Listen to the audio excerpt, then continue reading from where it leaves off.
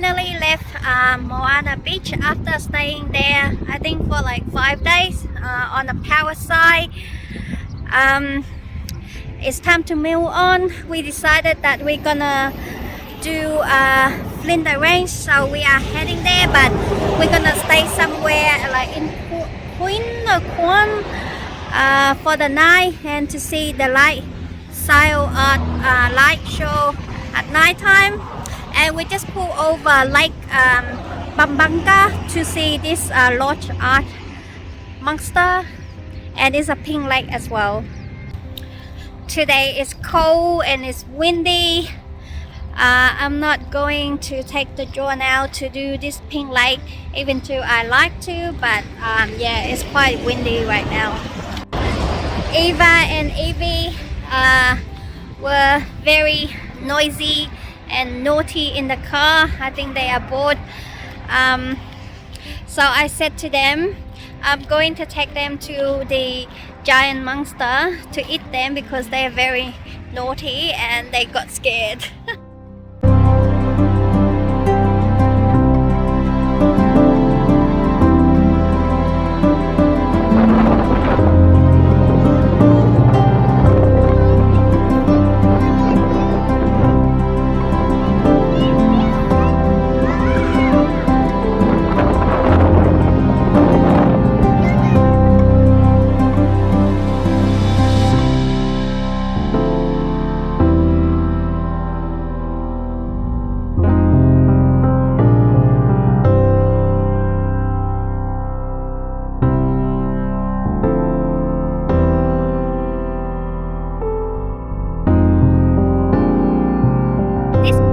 It's so big and so beautiful.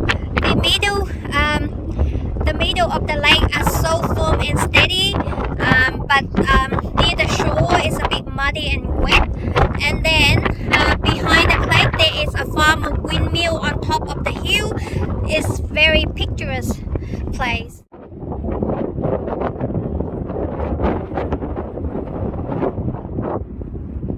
It's so bright in front of me right now, so I don't think the camera can can show a good quality of the windmill, and then it's very hazy up in the hill as well. I'm not sure what's going on, but it looks, actually I can smell like smoky. Could be there's fire burning somewhere. The area become very smoky right now. If only it's not windy, I can send Johnny out to video the whole lake, but unfortunately it's super windy. My hair is like flying everywhere if I didn't have the hat on. But yeah, it's a beautiful day, bright and shine, but then yeah, so windy. And Justin is a party pooper. He doesn't want to go to the large art monster, and he doesn't want to take the kid as well. And our girls actually doesn't want to come here. They want to go to the playground, which is near where we park on the roadside at the moment.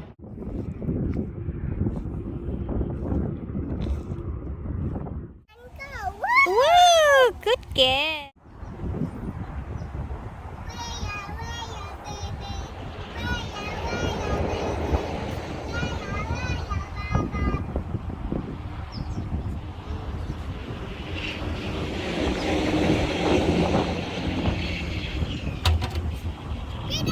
Yeah, good girl.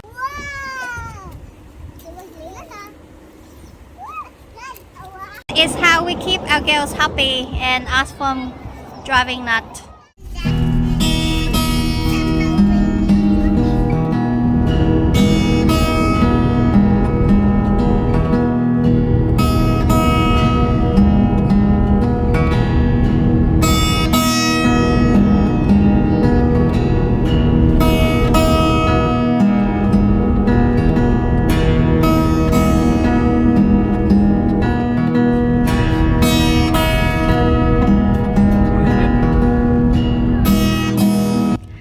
Just stopped here at Port Germein to see the longest jetty. It's not so windy right now, and I think the ocean or the sea are very dry, like very low tide at the moment.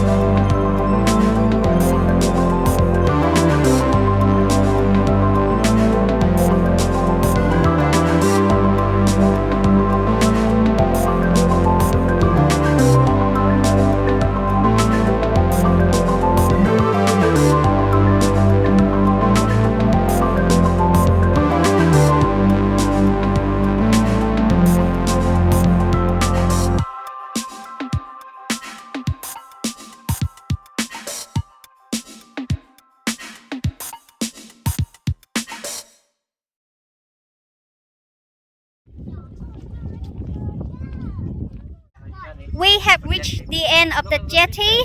There's a gate there, so we cannot really walk toward to the end. Well, a tick off our bucket list that we have walked on the longest jetty in Australia and Southern Hemispheres. Yay! And Halloween. What is sea wire? What a predictor? What is sea wire play? I am so amazed with the low tide here. It's go all the way, like at least a kilometer long. That is so cool.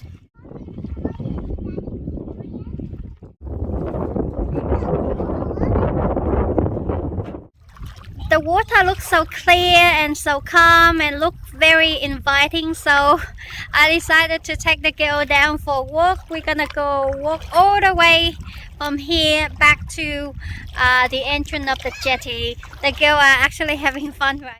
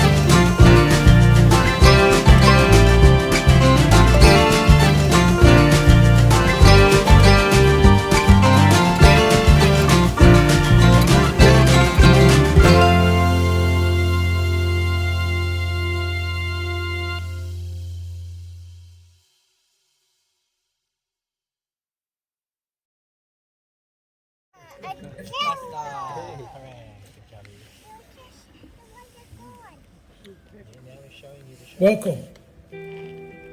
My name is Doug Turner. I am a senior Aboriginal elder of the Nookana community. This place you are on now is the traditional lands of the Nookana people.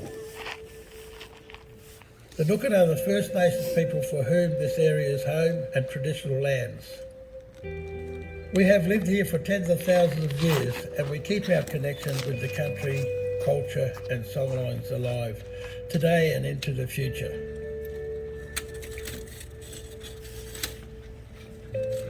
Nookana country are neighbours with the Adnyamathanha people who live in the north, the Bungala people who live out to the west of the Gulf, the Nudgeri people out to the east and the Wallakali to the northeast. The Nookana have a very strong and deep cultural connections to this country. We still look after our country today and we know our bush foods that exist in and around Quorn. In this country are many cultural sites for the Nookana people. Some of these include the Wirrabara Plains and Wirrabara Creek. This area is a major storyline.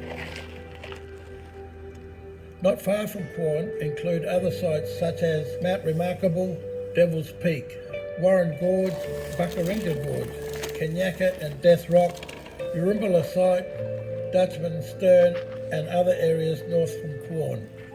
All of these places and sites are part of our ongoing living history and cultural knowledge of this country.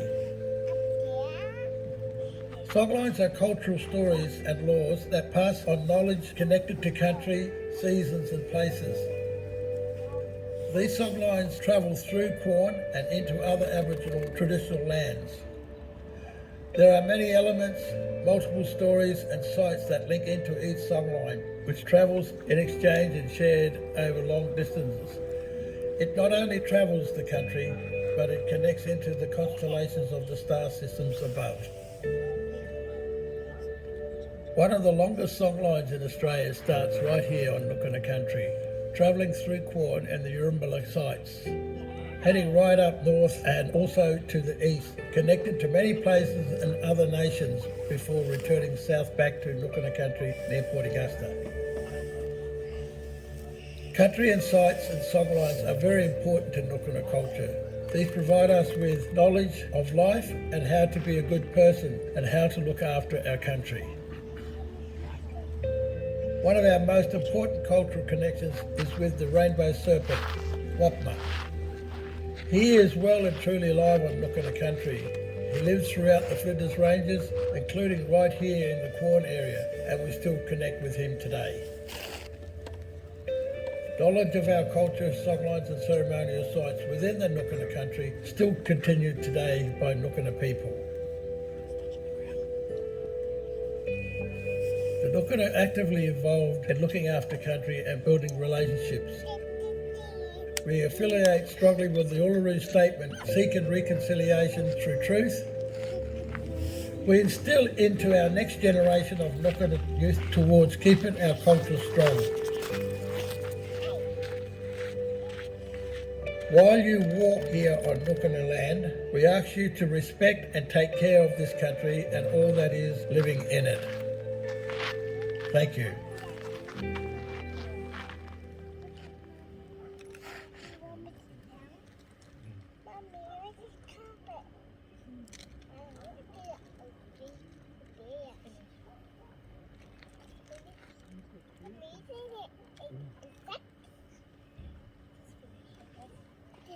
Here we go. All we need is an open road and a chance to see a never-ending world that's beautiful. Here we go with the sunlight on our skin. Moving regionally or remotely in South Australia to start your dream is the best decision anyone can make. This is where the adventure begins.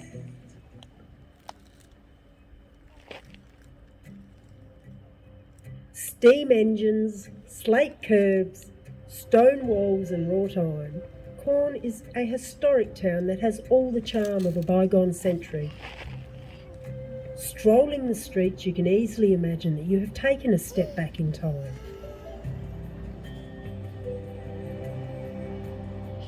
Going way back before settlement, this country was, as it continues to be, home to the traditional owners of this land.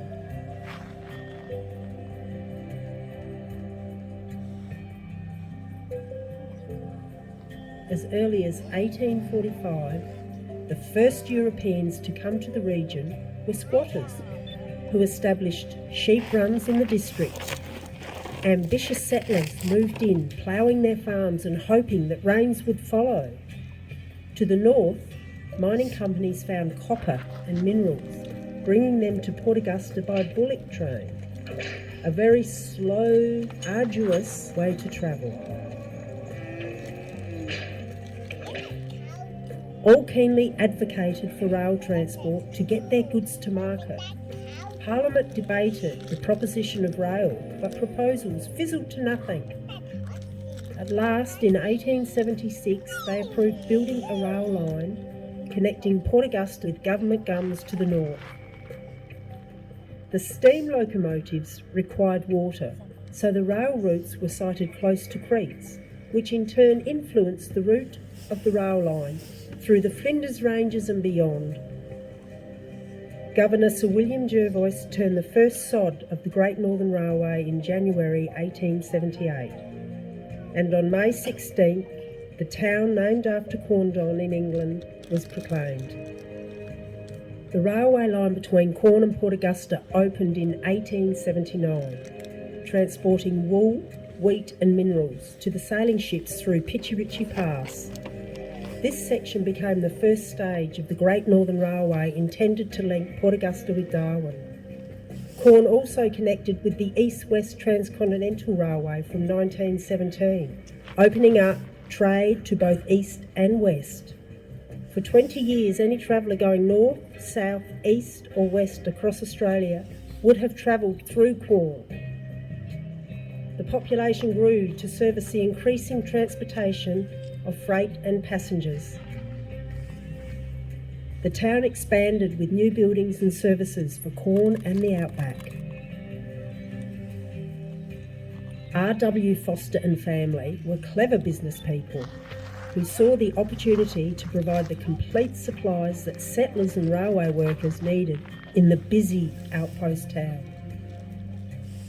The Great Northern Emporium was so large that mechanical flying foxes were used for the cashiers to quickly send payments to and receive change from the office at the rear of the Emporium. The store was a wonder, with every kind of foodstuff, spice, ingredients, goods, and garments needed by workers, women and families in the outback.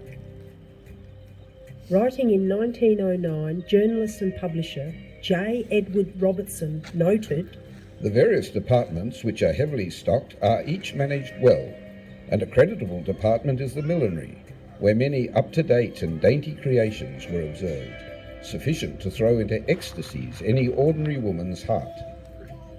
A large tailoring trade is also carried on with satisfactory results to both customers and the proprietor, who combines exceptional keenness with fairness to his many hundreds of customers. This is a general store in the thorough meaning of the word, and its prosperity was never greater than today." Of course, a country town could never be complete without a pub, and naturally several hotels were speedily established. The grand two-storey Transcontinental Hotel, built in 1878, was famous for the largest, best ventilated billiard room in the north. It offered accommodation and refreshments and a place to hold meetings. Indeed, until the first St Matthew's Church at Quorn was built in 1901, services were held in the Transcontinental Hotel. Across the road was the single-storey Pinkerton Hotel, which expanded to 2 stories in the 1920s and eventually became the Austral Inn. J. Edward Robertson noted, The present proprietress is Mrs. Tanner, who is one of the first pioneers of the Quorn district. she having arrived in the district about the year 1874, when the present township of Quorn was covered with scrub.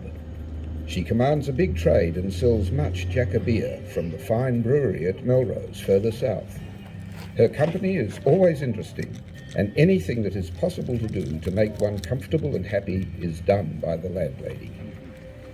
For over 140 years, these grand old pubs have continued to hold a most special place at the heart of Quorn life. By the 1870s, working men and women were acquiring increased leisure time. So to avoid them turning to improper pastimes, community leaders encouraged rational recreation, being the pursuit of self-improvement by attending lectures at a local hall or institute. Quorn townsfolk had every intention of having their own institute and town hall, but a series of bad seasons and disagreements about who would pay for it caused years of delays.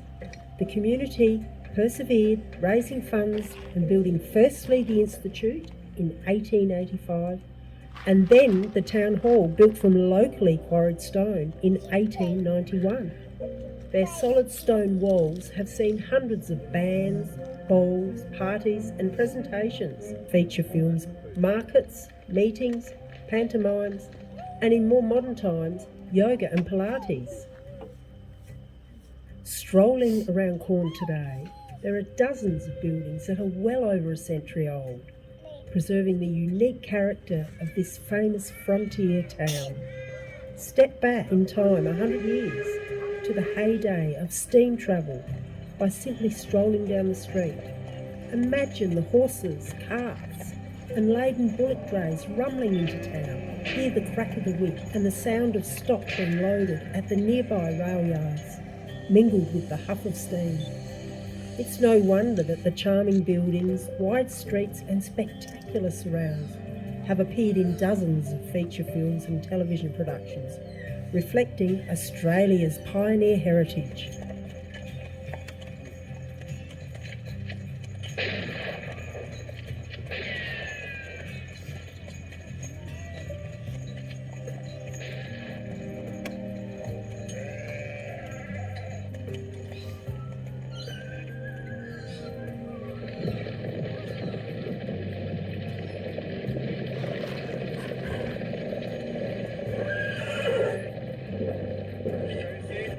What's the hold up? Can we rehearse one? Yeah, that's okay. It looks pretty good. Can you go higher at the end? Okay, let's do it. Here we go. Let's keep it quiet around set, please. Thank you. Are you level? Okay. This crane's on the move. Camera. Action.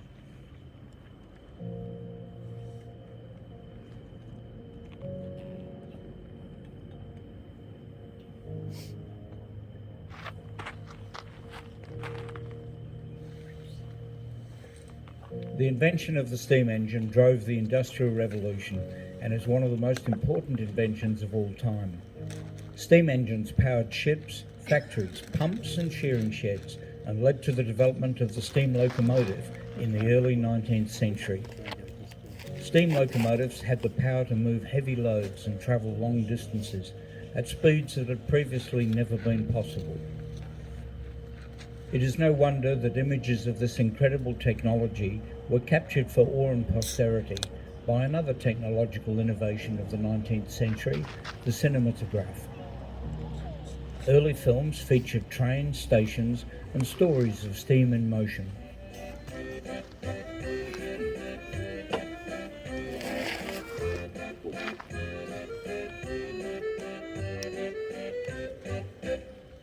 Indeed, one of the first films ever made has become the stuff of legend.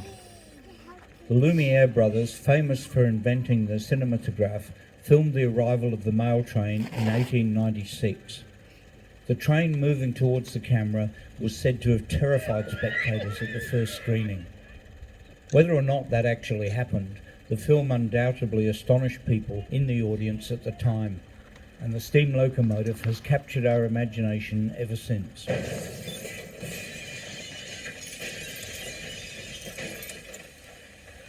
But how can steam, almost invisible and simply a vapour, provide power to a locomotive? This marvellous technology relies on the power of steam pressure, fuelled by burning combustible materials, usually coal. The firebox is stoked with fuel, building the heat that passes through the fire tubes running the length of the boiler. The boiler heats the water inside to boiling point, creating steam and building steam pressure. Inside the steam dome, the pressurised steam exits the boiler, controlled by the regulator valve. The steam runs down to cylinders, usually two, one on each side of the engine. Each cylinder has one piston connected to the connecting rod and drive wheels. The upper cylinder contains a valve controlling the intake and exit of the highly pressurised steam. The steam pressure moves the reciprocating pistons connected to the locomotive's main wheels, powering the motion on precisely laid steel tracks.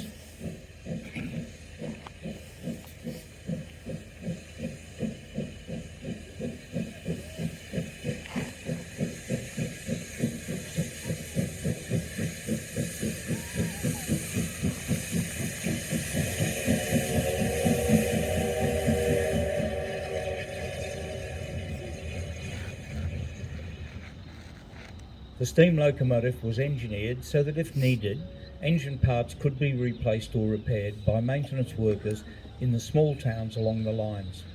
Meanwhile, steel rails replaced the older and weaker iron rails, and well-aligned track with easy gradients and substantial supporting civil engineering works became commonplace on the railways of the world.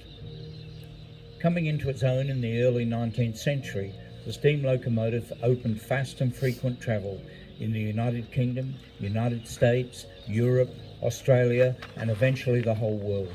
Steam power helped to open up the settlement of South Australia, and the railways soon connected all corners of Australia.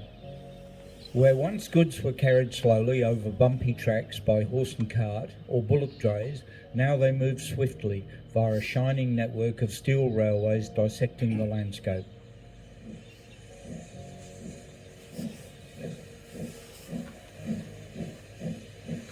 Coming to this peaceful place in the Flinders Ranges, you might be surprised to imagine that once upon a time it was a bustling rail centre, built to serve the region and the far north with rail transportation, a critical lifeline for pioneers living in harsh conditions. Quorn was a vital railway junction, especially during World War II, when military, coal and other traffic placed sizable demands on the railway. At its peak, Quorn saw several thousand trains a year. Although the advent of better roads and a new railway west of Quorn in 1956 meant the end of regular trains through the Pitchy Ritchie Pass, admiration of the steam locomotive prevails and draws people back to Quorn. The Pitchy Ritchie Railway Preservation Society was formed in 1973 following the efforts of a group of dedicated enthusiasts. What began as a dream to save the bridges and dry stone walls from demolition led to preservation and the creation of a premier tourist attraction in the region. 100% volunteer workforce of guides, researchers, track workers, drivers, engineers and administrators keeps the history alive, preserving the past for the future. Thousands of visitors ride on the Pitchy Ritchie Railway every year, experiencing a journey back in time.